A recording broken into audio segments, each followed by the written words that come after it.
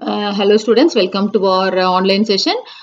These classes we are discussing about the concept of JavaScript. Last class we were discussing how we will execute JavaScript. There are two ways to execute. One is called implicit embedding and another is called explicit embedding. That means you can give JavaScript coding within the HTML itself and you can execute, or you can give JavaScript coding separately and save it as the file name .js and call that particular file name in the HTML coding. So both the ways you can execute the JavaScript. So this is the concept which we have discussed in our last session. And today's class we will discuss the basic concepts of JavaScript. That means to write a program, any programming language, if you could remember, we will study the basic concepts like what is called keyword, variables, operators, and what is the role of all these things. The same concept, the basic elements which is required for executing a JavaScript program, we will discuss in today's session.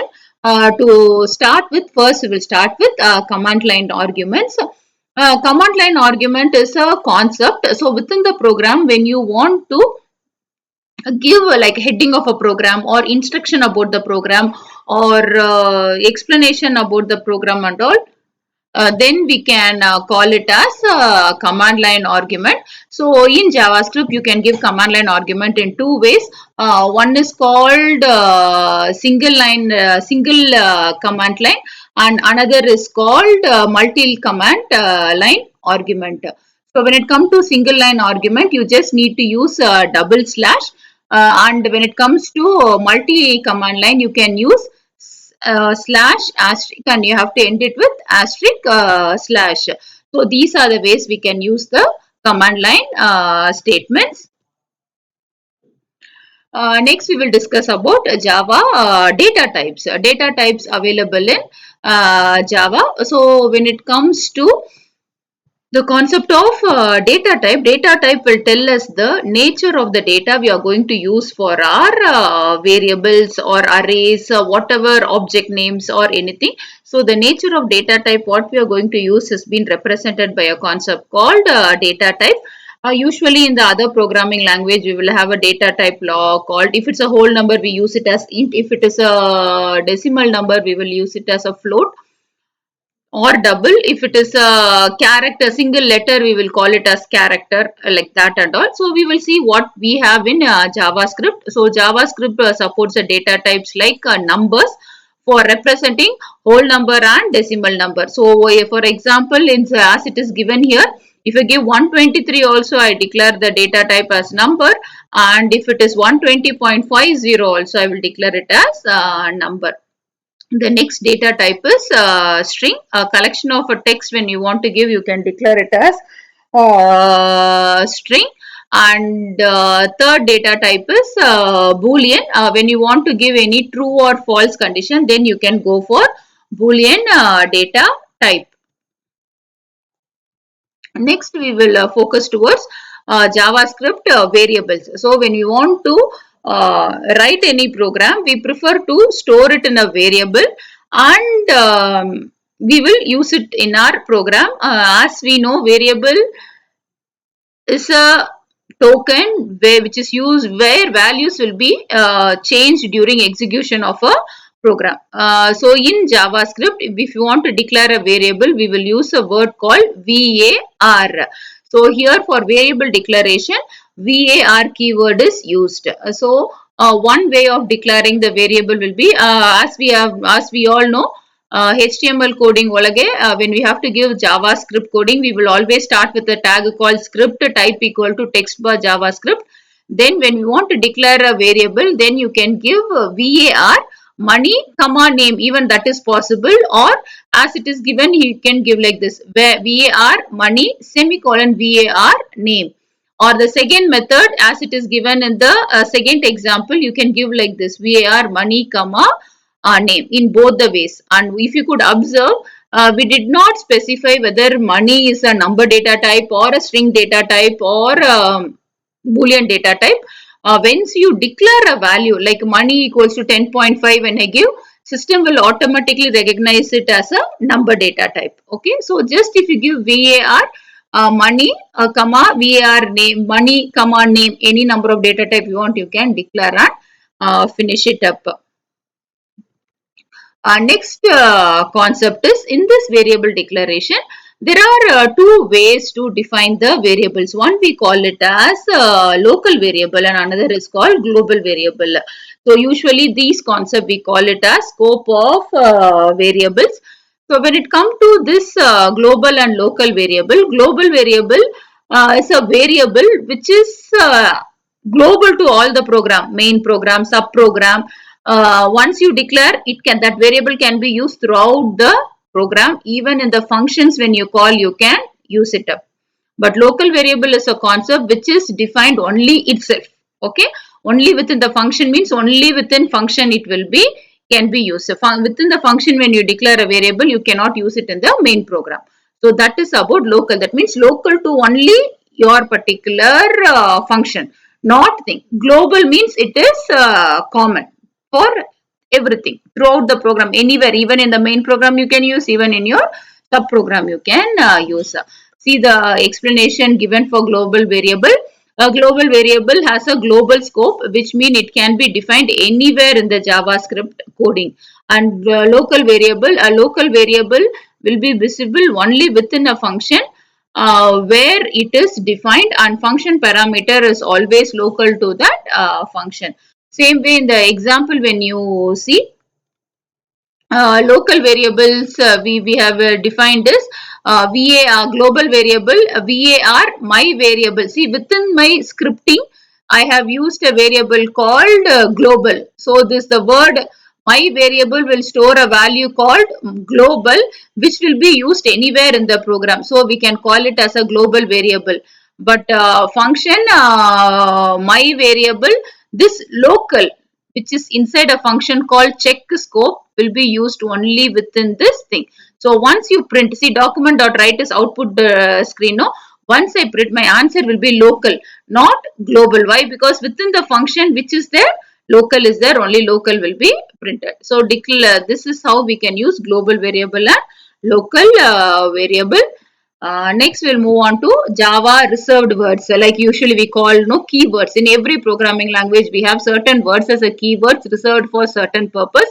Same way in JavaScript also, the words which are reserved for a certain purpose, we call it as reserved words or keywords. So some of the reserved words will be abstract, if, for, switch, false, true, case, final, new.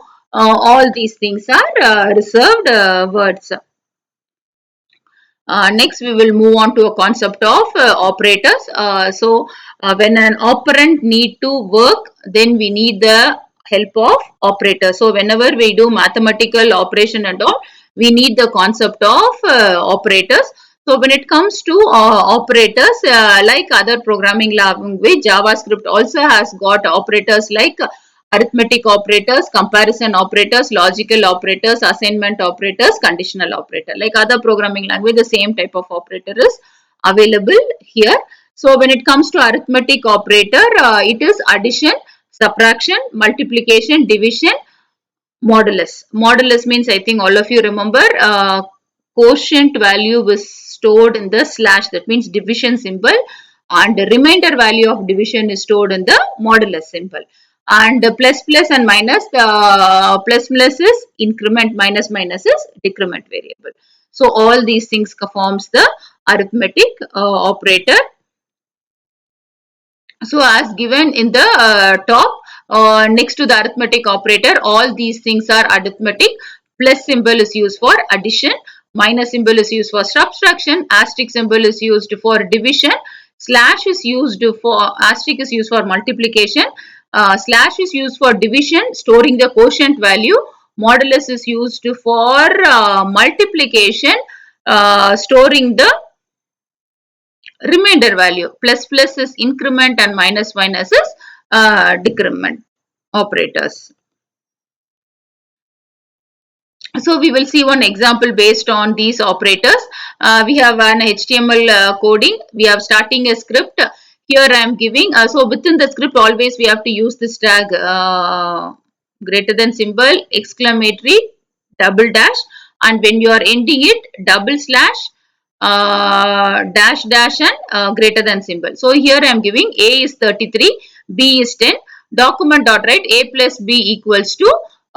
So here this is a just dummy statement. A plus B equal to answer to get a variable A plus B equals to, like that.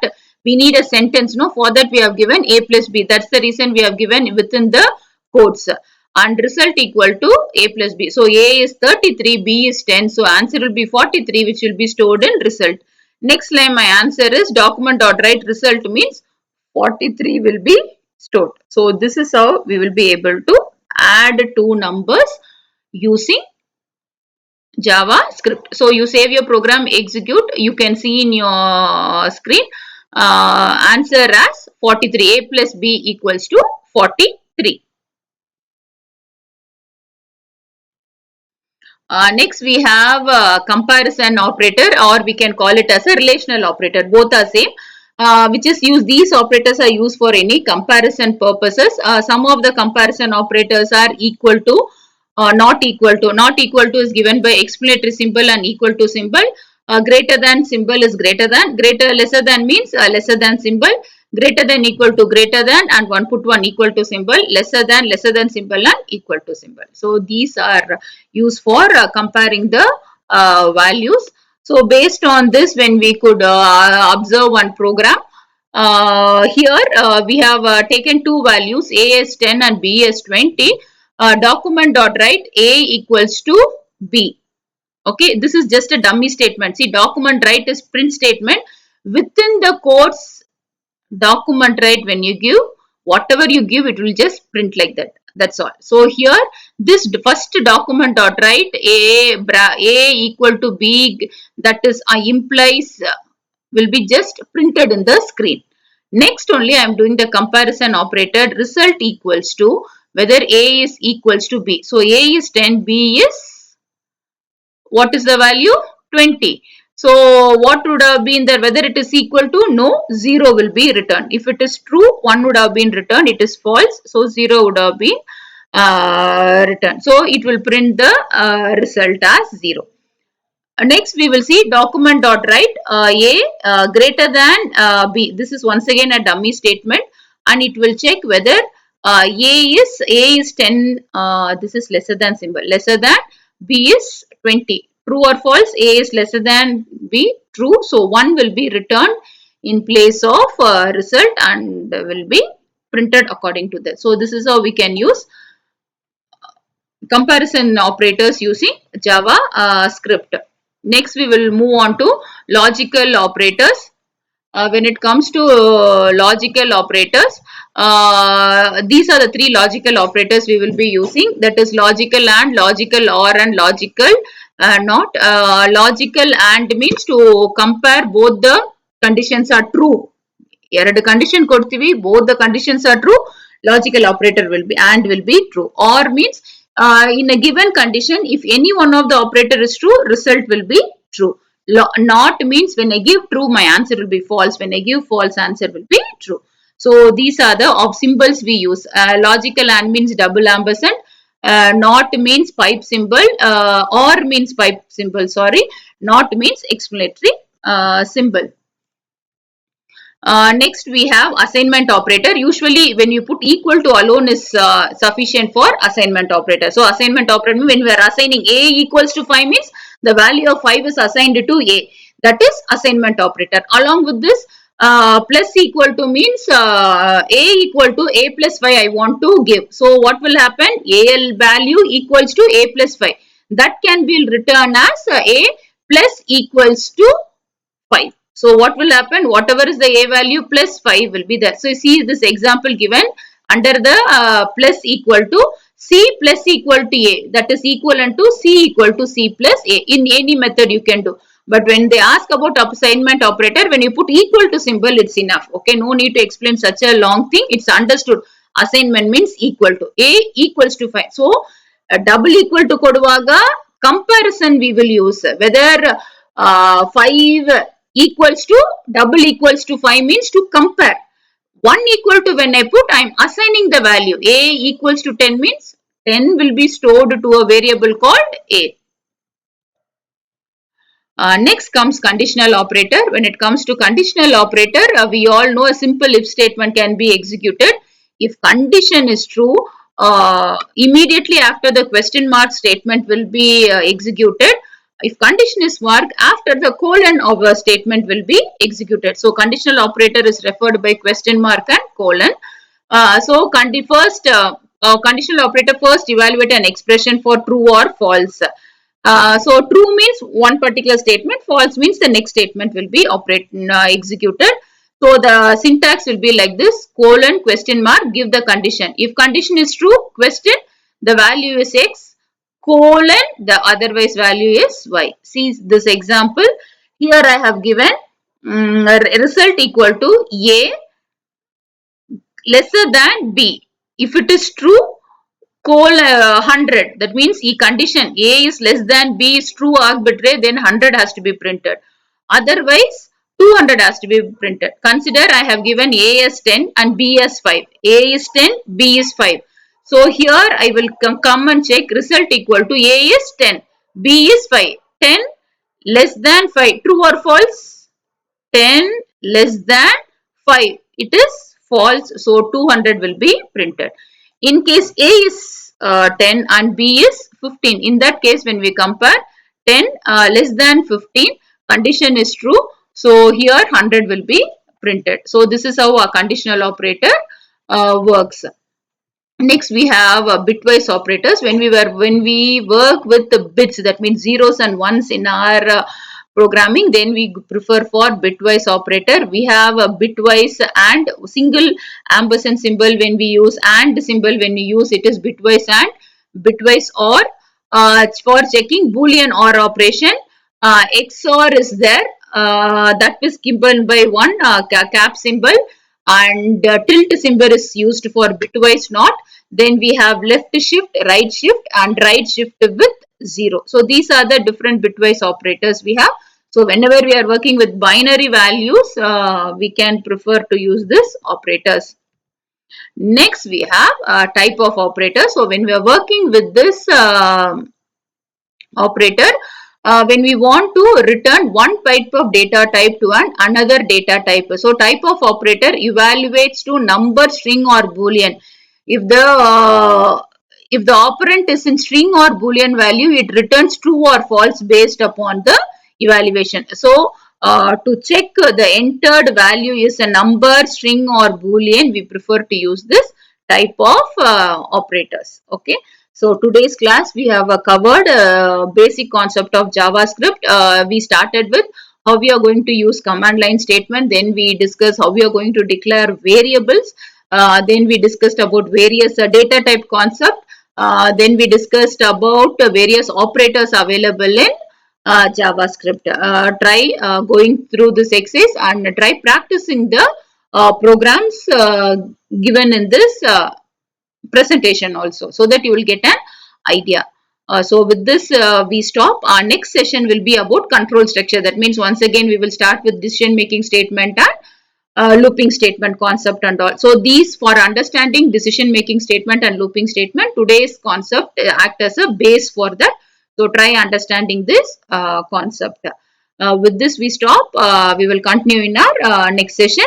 Thank you. Have a nice day.